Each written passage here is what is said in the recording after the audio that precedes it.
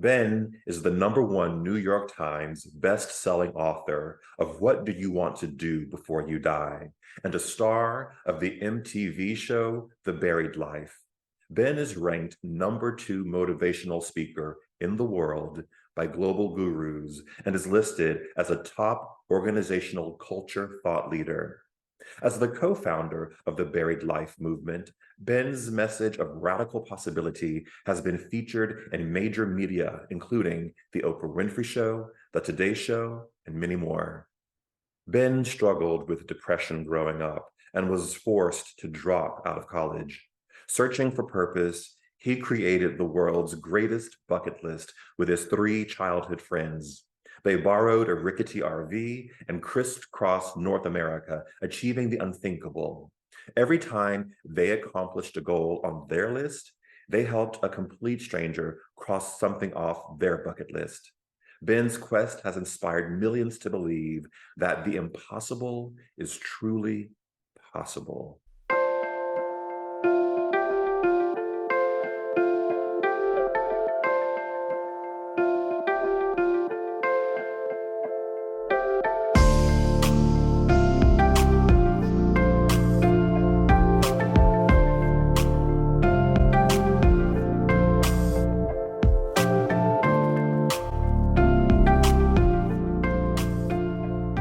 Welcome to The Fast. I'm your host, Patrick Huey. Over 40 years ago, Susanna Boleyn realized her calling to help and to heal the world.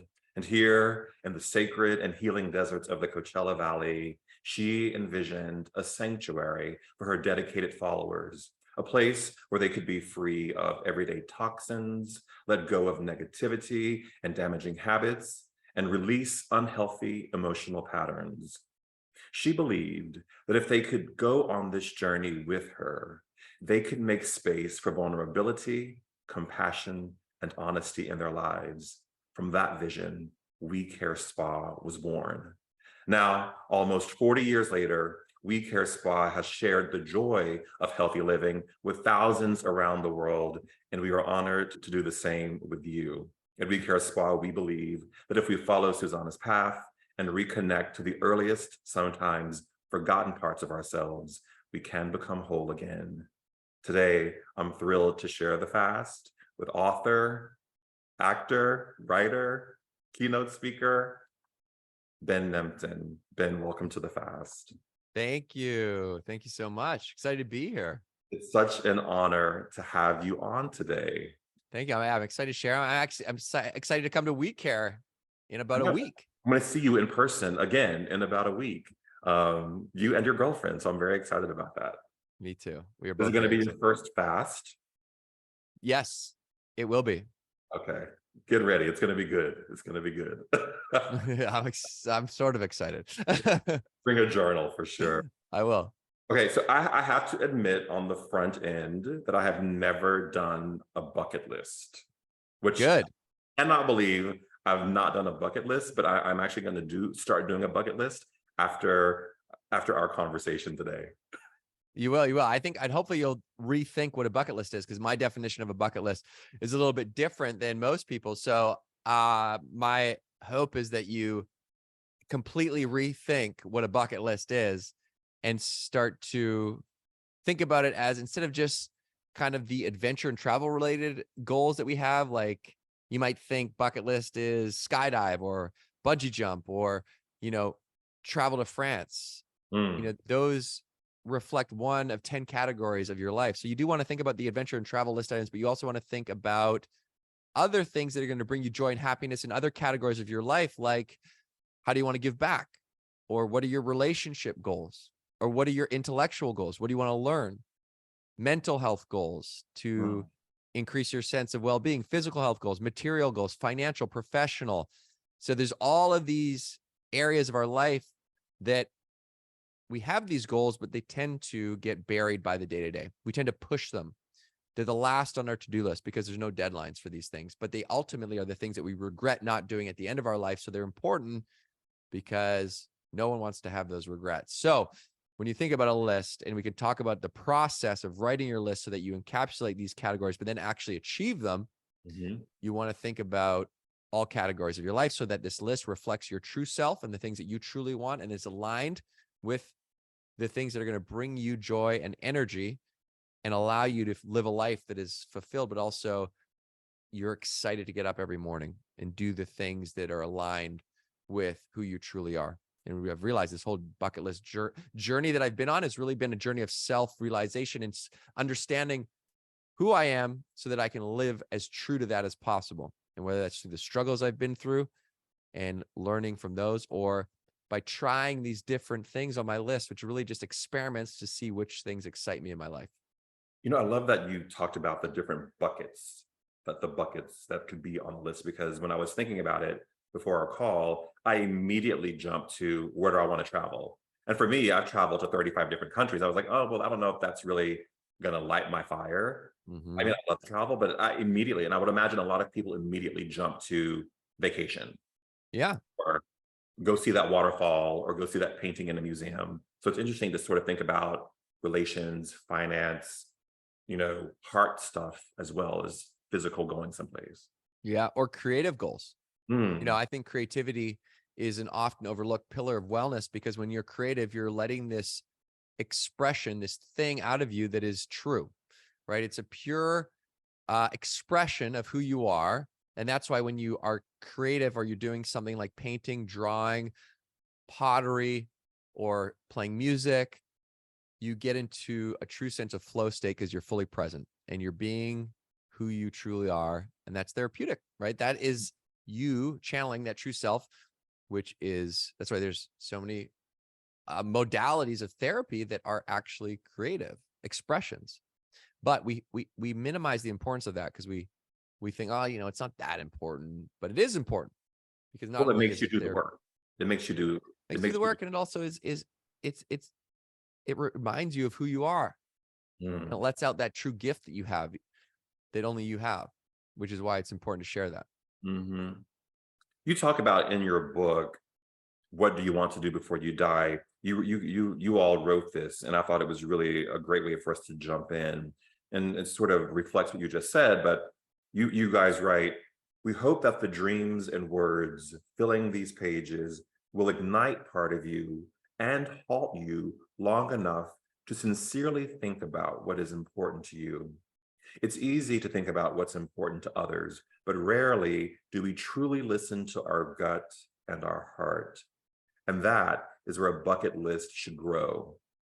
If nothing in the world were impossible, what would you do? Even if it is impossible, what do you want to do before you die?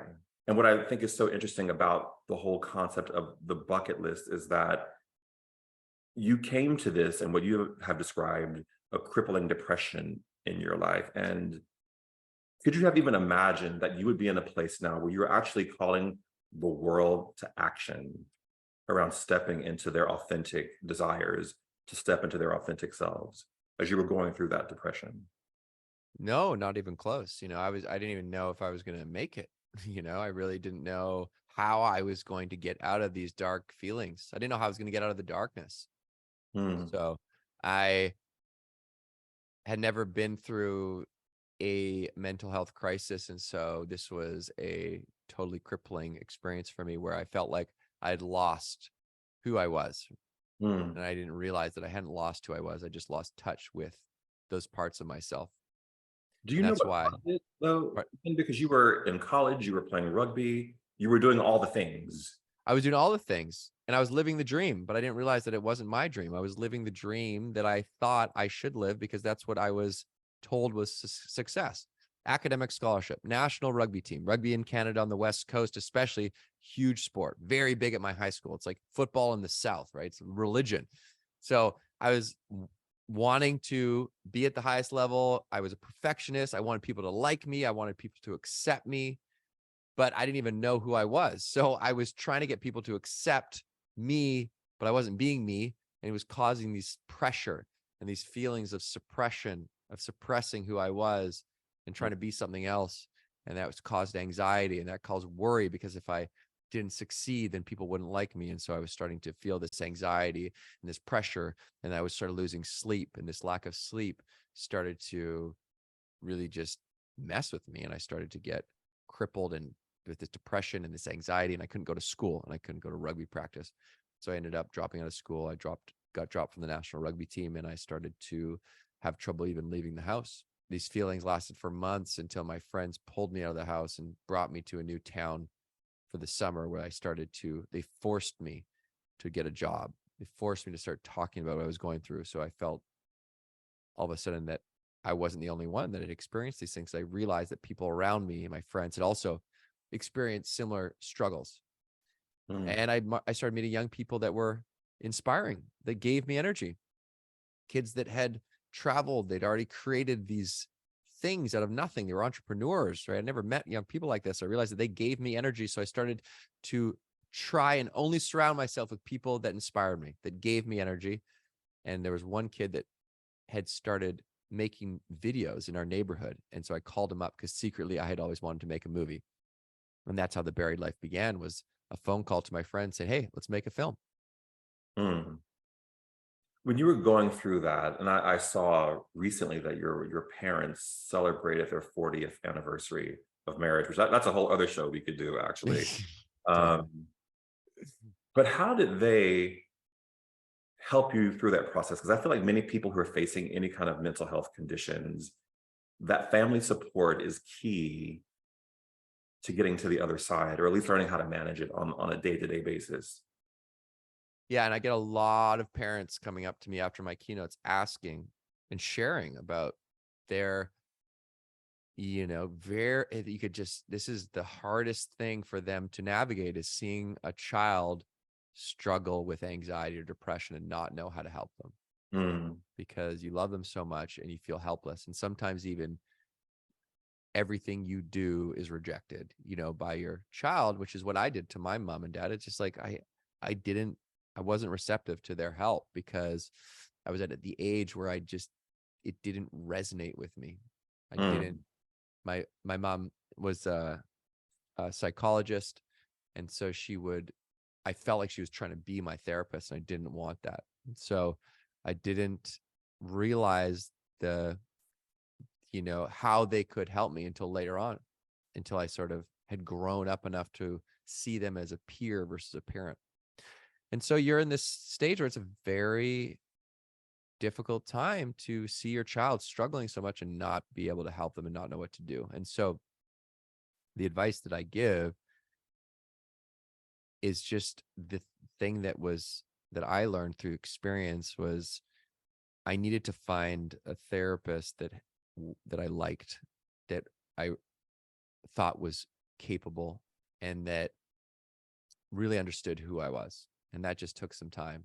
And it's Mm. very difficult to find that person, because you feel, sometimes you don't want to talk to anybody. So let alone meet one person and sort of not vibe with them, and then have to find another person. It's like, that's a very tall order when you're feeling so down. But if there's any way you can just get your kids to a counselor or a coach or a therapist, so to start talking about these things outside of talking to you, because sometimes they're just not going to be able to share those same things with you. And that was the big thing for me. I started talking with a counselor at school that in my mind, they were an academic counselor. So it was okay for me to talk with them, because it wasn't therapy. I still had a Okay. stigma around therapy. Yeah. And so I talked with this academic counselor, who turns out was also a therapist. And I liked him, and he got me, and he helped me make these decisions. And I was, navigate these things that I needed help with. And so I would go to him, and that was a big game changer for me. And now I have, a slew of different therapists that I love.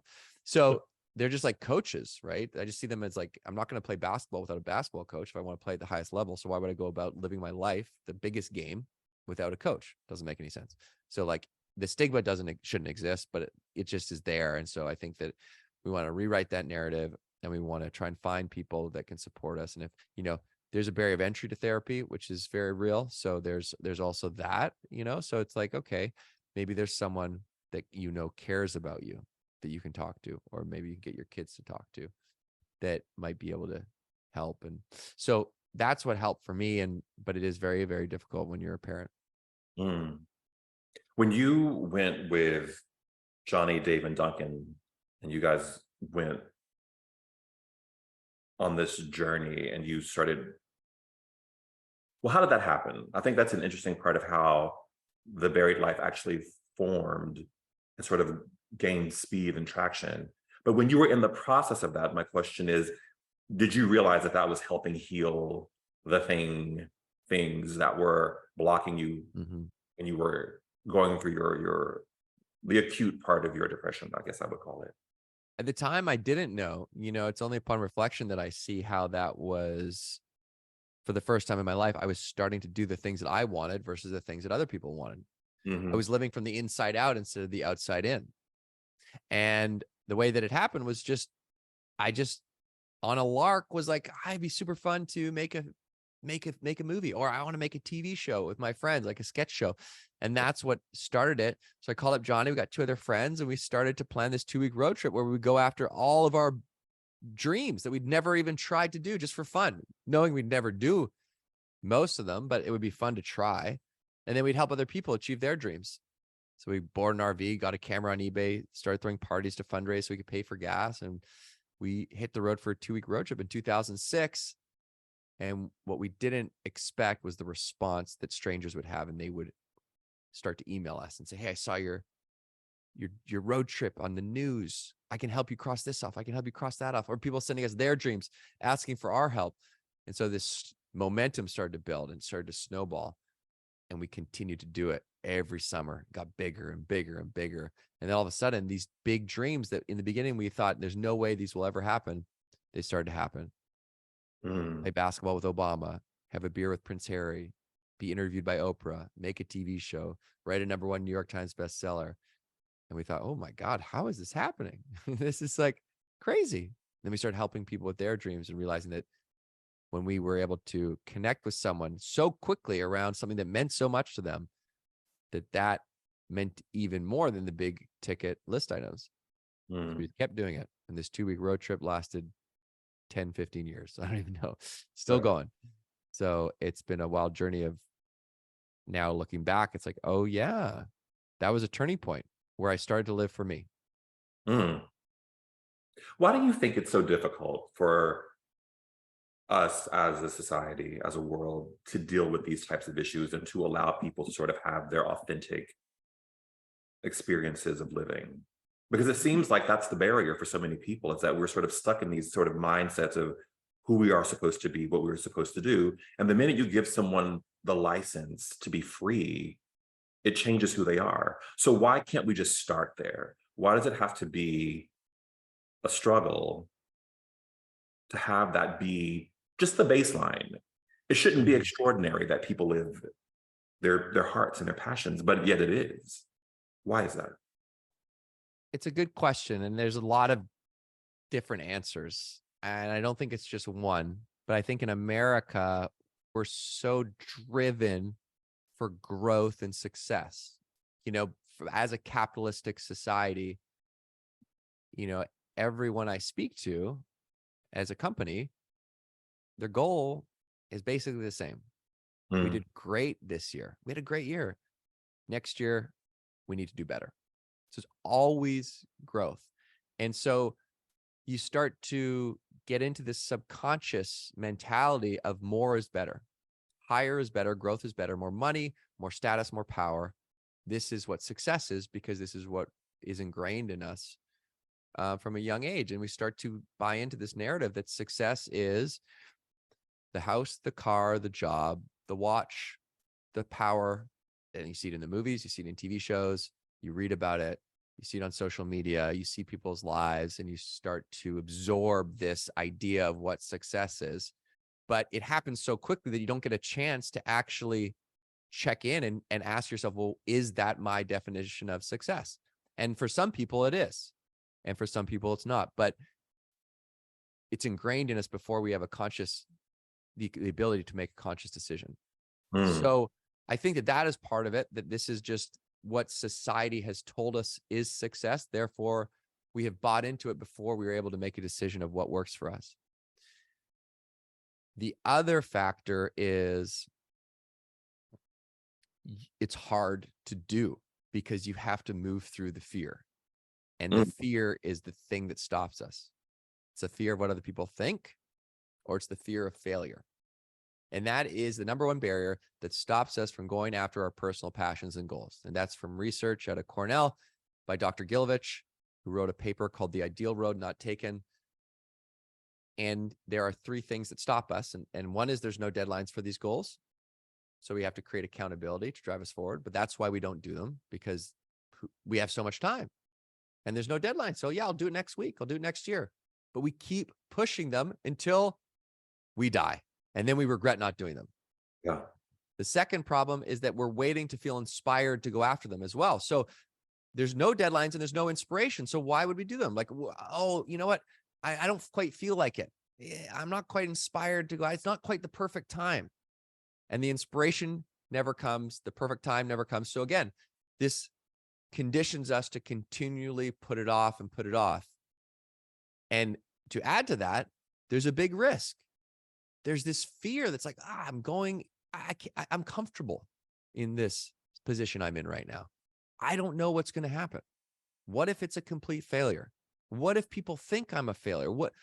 So those are the forces working against us that keep us stuck. Mm-hmm. So you need to start to move through the fear. And the only way that you can do that is by doing it and starting to get comfortable with being uncomfortable, because that feeling of uncomfortableness, that discomfort, is actually growth. That is you shedding your skin. It's like when a snake sheds its skin, it's uncomfortable.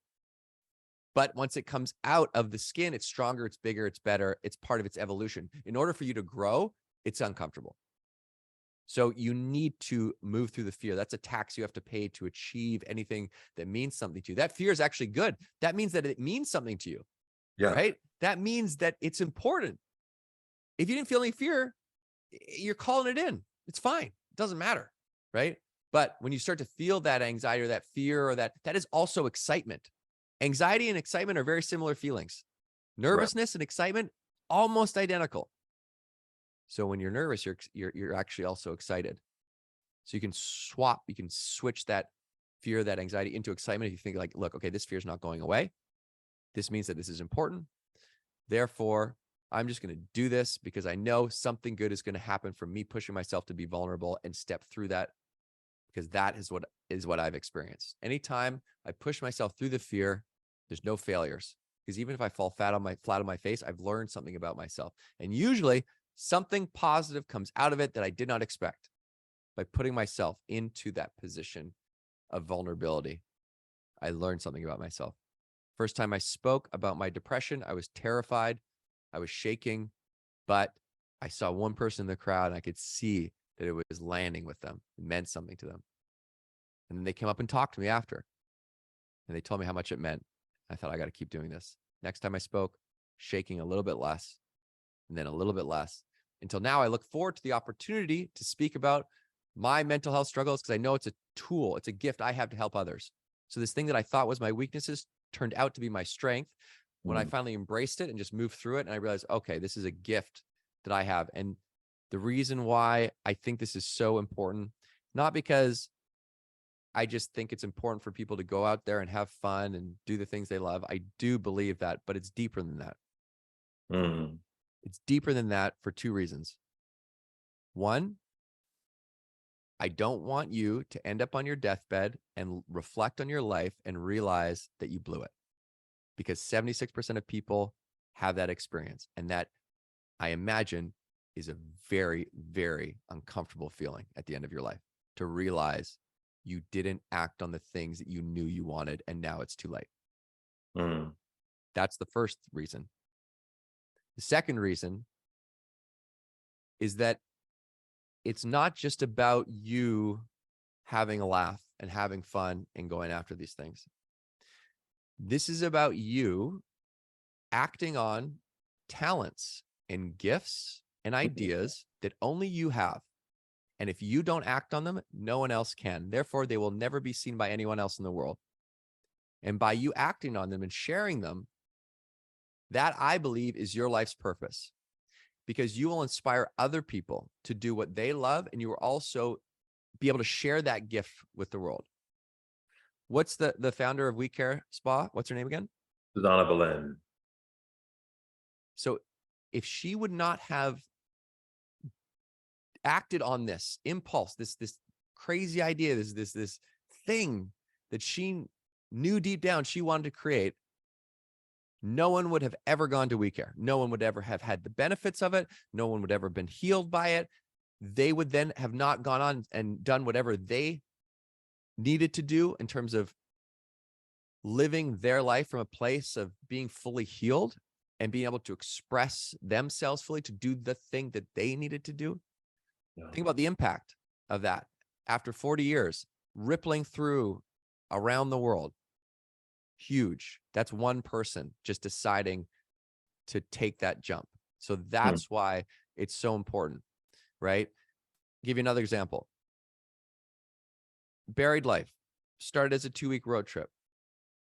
It grew and grew and grew. We did a TV show. The TV show was at a moment where television was sort of at its peak before cable television started to decline, right? We were on MTV the same time Jersey Shore was on MTV. So a lot of eyes on MTV. A lot of kids in high school watched The Buried Life. Those kids now, 10 years later, are doing things. And now what we're hearing is a lot of those kids that watched this show in high school were inspired and feeling enabled or empowered to do their thing, to act on the dream. And those kids now are huge musicians. They're massive creators. They're actors. They're athletes. We're starting to hear all of these huge names that have been inspired by the show to act on their dream. And they've made so much more of a bigger impact than we ever had. But what's interesting about this is this doesn't track back to us. The person that inspired all 4 of us individually to want to make a TV show and want to start a documentary was a high school friend that started a clothing line. And this kid started a clothing line. And he didn't have any money and he had no experience in fashion. He just took out a loan. He started this line. And I thought, how did you do that? That was amazing. And he said, what do you mean? I said, well, how did you do this? He said, what do you mean? I just did it. And I was like, huh, if he did that, I wonder what I could do. And I thought, I want to make a movie. And that's why I called up Johnny. By the way, this clothing line was not successful. It doesn't exist anymore. It ran for a couple years. It was very, very cool. Like I thought it was great, but like if you look at this clothing line, it was a failure. But did it actually fail? Of course not, because if he didn't start this clothing line, we wouldn't have started Buried Life, and all these huge athletes, creators, artists, musicians would not have started to play music, act, create content. And so this huge impact from this one kid that just decided, you know what, I'm going to make a clothing line. By doing what you love, you inspire other people to do what they love. And that creates a ripple effect that I believe can change the world. You've had almost 20 years of doing this kind of work. And I wonder what you have learned about human nature through this process of helping people, first realizing your own bucket list, and then helping people hopefully achieve their bucket list. Is there a common denominator? And if there is, what is that? The common denominator is that this is the human experience. I get buried by the day-to-day all the time. And this is my job to speak about and remind people not to. And it happens to me all the time. So this is an experience that is not going away. In fact, this is an experience that is happening more and more as we get buried by technology, as we get more disconnected from people and ourselves, as there is more and more fear in the world to disconnect us from what we truly want. And, you know, if this happened 175 years ago, when some dude in England wrote the poem, The Buried Life, talking about this exact same thing, and we look at research now that says this is the #1 regret at the end of our life is basically, I wish I wasn't buried. I wish I would have done the things that I truly wanted, not the things that other people wanted. I didn't bury my dreams. And you look forward and you think, well, I don't think it's going to get any better as we move into AI and virtual reality and technology starts to consume our every interaction, this is the human experience. So knowing that, okay, this is gonna happen. How do I keep myself in check? How do I remind myself that these things are important? Well, the only thing that I have found that helps is reminding myself that I'm going to die.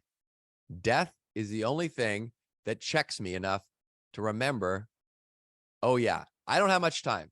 All this other shit, I don't actually need to worry about because I'm not going to remember it on my deathbed. These Mm, things I'm stressed out about, I'm probably not going to remember them next week, let alone 5 years from now. So why do I care? Why am I spending so much time? Why am I spending time on stuff that I actually don't want to do if I don't have that much time? mm, Because we conditioned to just do more and more and more and more by society. We're conditioned for growth. We're conditioned to be on this hamster wheel because that's what we think success is. But is it really? What's your definition of success? Well, my definition of success, I sleep through the night because that means I'm not anxious or worried about anything. I wake up and I am excited to get out of bed, and I am in control of my time. I'm able to do what I want to do when I want to do it. Now, most of the time, I'm not able to do all those things, but that's what I'm going towards. Like that's my success, not scaling, making more money. Like, yes, I need to make money, and I'm talking about this after I've worked my ass off for 20 years to be at a place where I can have a roof over my head. You know, I'm not worried about my basic needs. mm, So that's just a place of privilege, and that's where I am. But I don't need to continue to like do more just to do more, right? Like it's like what is my definition of success? So I think it's reminding yourself you're going to die as much as you can, and also thinking about what is your definition of success. mm. Interesting. Is the buried life available to everybody? So you just articulated that your basic essential needs have been met, Maslow's pyramid and Yeah. all that stuff. And I wonder, to a person living in Rwanda right now, they have access to the buried life, or is this something that we get to have access to in Western culture because we have access to resources that some people just don't have? Yeah. It's a good question. And this is my answer to that. And I don't know, it's not the perfect answer, but because I've talked with people about this at length at different conferences, as well as people that are like, well, I feel like I have an obligation to do this work, even though I don't love it because it's a duty that I have, you Mm, know? And I think that if you, regardless of the situation that you're in, I think it's important to think about what's important to you and to write that down, because I think that what you want to do is to identify the thing that might be most important to you and decide how much time you can afford to dedicate to that. And that is that is an amount of time that is different for everyone. It could just be 1 hour a week. It could be one weekend a year where you do something for yourself, or maybe it's a trip with your best friends, or it's with your parents, or I don't know what that is, but I do believe that you can afford some time, some sliver of time. And once you decide what that is, you need to protect that time, and you mm, need to communicate to those around you that care about you and your employer or your team that this is very important to you, and you are going to do this thing during this time, mm, right?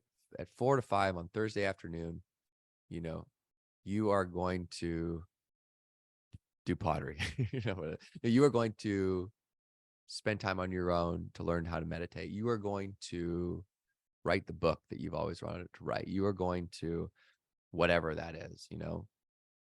So once you decide on what you can afford to commit to that thing, then you need to be ruthless in protecting time. Just like you would be ruthless in protecting time for a very important meeting that mm, you have told your family about. They know it's been coming for months or weeks, or that your whole team knows, oh, she's working towards this deadline. This is this meeting with the client or this meeting with your boss. Like, you're not missing that meeting. There's Right. no way.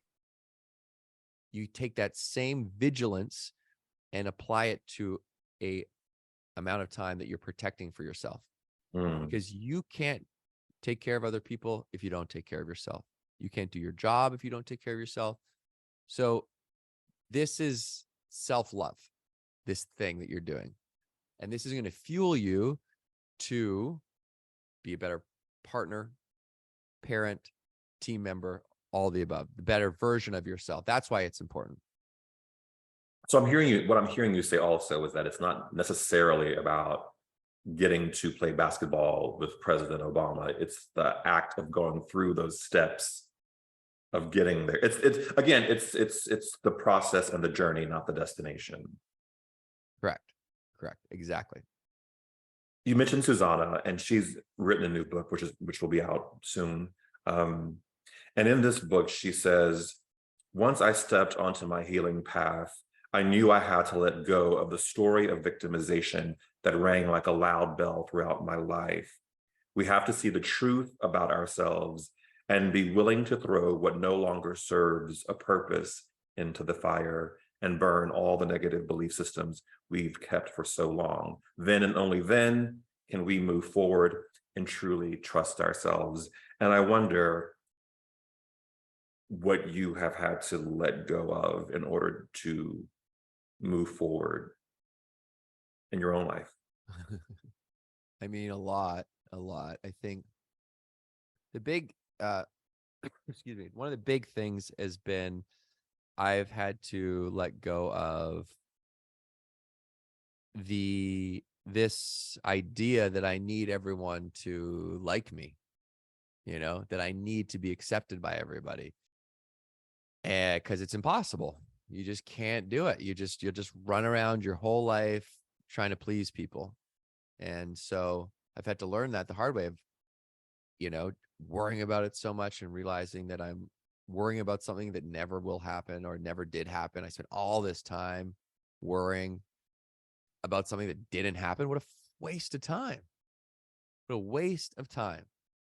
And this trying to control everything in my life and just trying to have the perfect life, or, have everybody like me, and just letting go and just letting life happen and just trusting that it will work out. As soon as I let go and started to follow this energy versus this script that I had for myself, then things really started to happen. And so letting go and trusting, and then doing the work, the internal work on myself. So that I started to really move through those blockages that were stopping me, and realizing that it's actually not anybody else, just me. And if anyone else is pissing me off, it's actually not them, it's me. So, starting to really get deeper down that spiritual path and surrounding myself with people that were also on that path. Ben, thank you so much for sitting down with me today. I appreciate it. Such a good conversation. Thank you so much for having me. And I will see you in person next week. So I'm looking forward to that. Can't wait. All right, man. Have a great day. Thank you all for watching. Bye.